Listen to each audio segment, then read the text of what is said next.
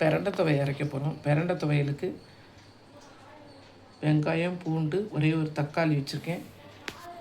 பிரண்டையை நல்லா கழுவிட்டு அந்த நாரெல்லாம் எடுத்துட்டு நறுக்கி வச்சுருக்கேன்.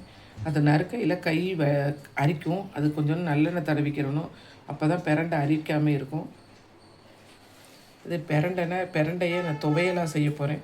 சட்னியாகவும் செய்யலாம். தோசைக்கு, இட்லிக்கு. நான் சாதத்துக்கு துவையலாக செய்ய போகிறேன். அதுக்கு ஒரு 16 பூண்டு எடுத்திருக்கேன். ஒரு 20-25 வெங்காயம், ஒரே ஒரு தக்காளி, பிரண்டை ஒரு கைப்பிடி அளவு எடுத்திருக்கேன். இதெல்லாம் நல்லா எண்ணெயில் போட்டு வதக்கணும். வதக்கிட்டு பிரண்டையை ஃபஸ்ட்டு நம்ம எண்ணெயில் போட்டு தனியாக அந்த கலர் சேஞ்ச் ஆகிற அளவுக்கு நல்லா வதக்கி எடுத்துடணும். இல்லைன்னா அது நாக்கரிக்கும். சுத்தமாக பிரண்டையை நல்லா எண்ணெயில் போட்டு வறுத்து தனியாக எடுத்து வச்சுக்கிட்டு அதுக்கப்புறம் தான் நம்ம துவையல் பண்ண போகிறோம். பிரண்டை துவையல் வைக்க போகிறோம். பிரண்டை துவையலுக்கு இப்போ எண்ணெயை காய வச்சுருக்கேன். இப்போ பிரண்டையை நல்லா வறுத்து எடுத்துக்கிற போகிறோம்.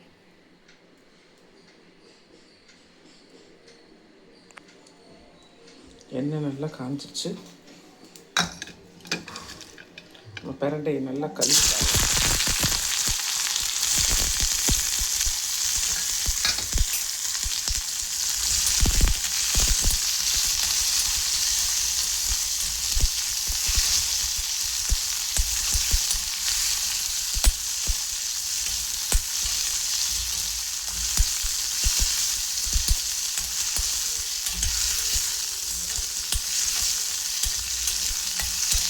நல்லா பிரண்டையை நல்லா கலர் நல்லா மாறுற வரைக்கும் இருக்கணும். இல்லாட்டா நாக்கரிக்கும். பிரண்டையை நல்லா எண்ணெயிலேயே வதக்கிடணும்.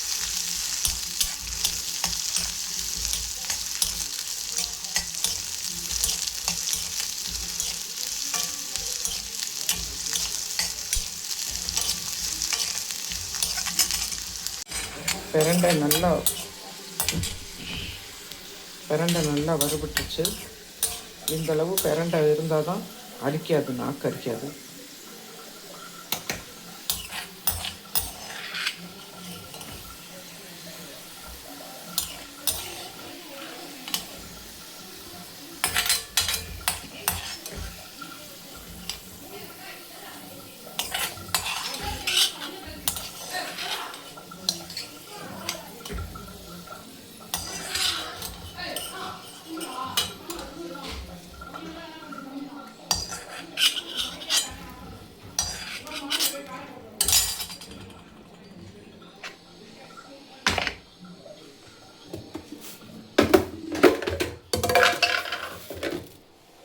உளுந்தம்பருப்பு இவ்வளோ ஒரு 2 ஸ்பூன்.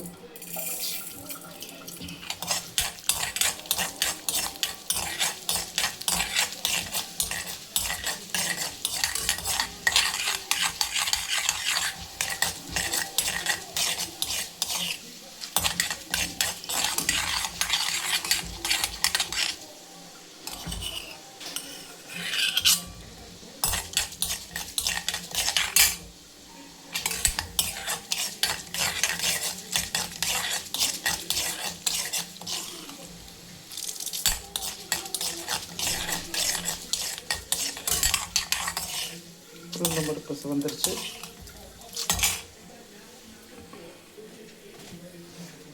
இதில் மிளகா ஒரு 15 மிளகா,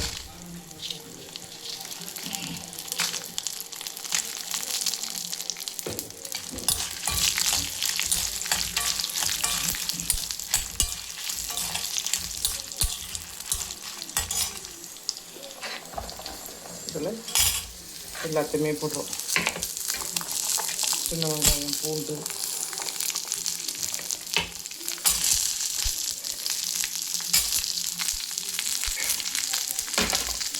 எல்லாமே இதோட வதங்கணும். ஒரு புளி,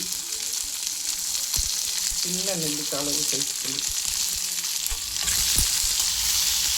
இது நல்லா எண்ணெயிலே வதங்கணும். எல்லாமே நல்லா எண்ணெயிலே நல்லா வெங்காயம், பூண்டு எல்லாம் வதங்கின பிறகு நம்ம தக்காளி போட போகிறோம். ஒரே ஒரு தக்காளி.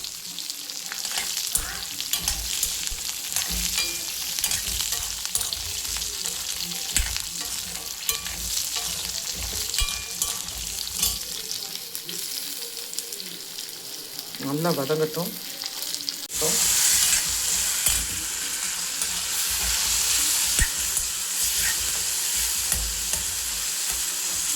தக்காளி நல்லா மசிஞ்சோணும். இந்த வெங்காயம் பூண்டெல்லாம் நல்லா கொஞ்சம் வதங்கணும்.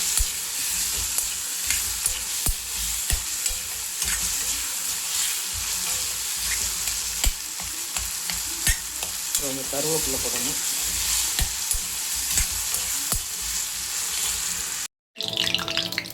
கடுகு போட்டு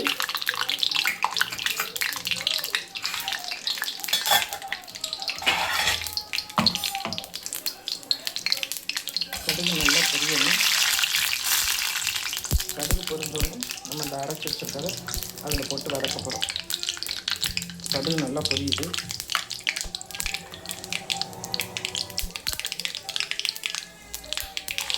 எண்ணெயில் போட்டு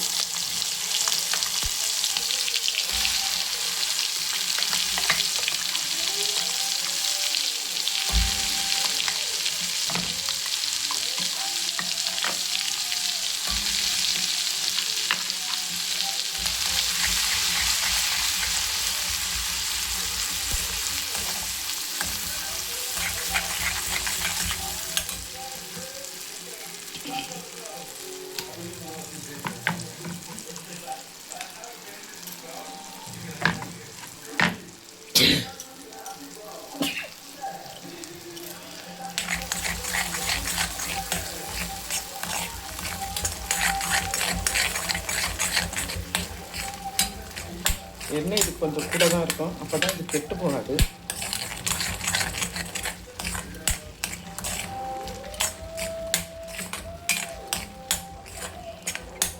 இது கொஞ்சம் நேரம் ஒரு 5 நிமிஷம் ஆனோடனே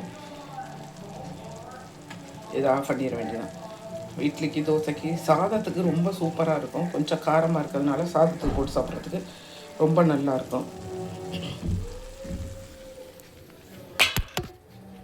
இப்போ 5 நிமிஷம் ஆயிடுச்சு. இப்போ நம்ம அதை ஆஃப் பண்ண போகிறோம். இது இட்லிக்கு, தோசைக்கு, சாதத்துக்கு தான் ரொம்ப நல்லாயிருக்கும். நல்லா கொஞ்சம் உரப்பாக, காரமாக, புளிப்பாக எல்லாமே இருக்கும். நல்ல கால் வலி, இந்த மாதிரிக்கு முட்டி வலி இருக்கவங்களாம் இதை சாப்பிட்டா ரொம்ப நல்லாயிருக்கும். நல்லா பசிக்காமல் இருக்கவங்களுக்கு இந்த பிரண்டை வந்து நல்லா பசியை தூண்டும்.